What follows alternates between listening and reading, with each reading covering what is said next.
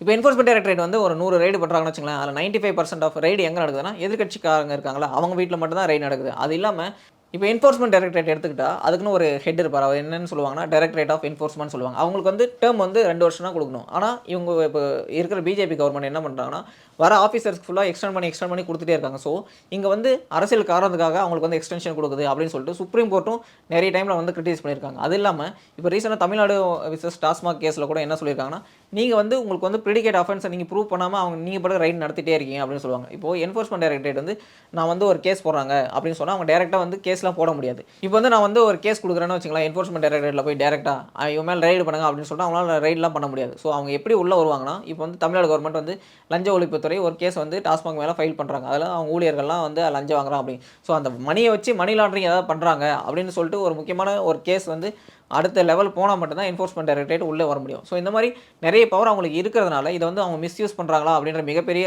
Question வந்து supreme கோர்ட்டே நெறைய இடத்துல கேட்டிருக்கு. நீங்க வந்து வரம்பு மீறி செயல்பட்டீங்க. ஒரு ஸ்டேட் கவர்ன்மென்ட்டோட ஒரு அட்டானமிக் பாடி அப்படின்னு சொல்லப்போற டாஸ்மாக் மேல போய் நீங்க ரெய்டு பண்றீங்க.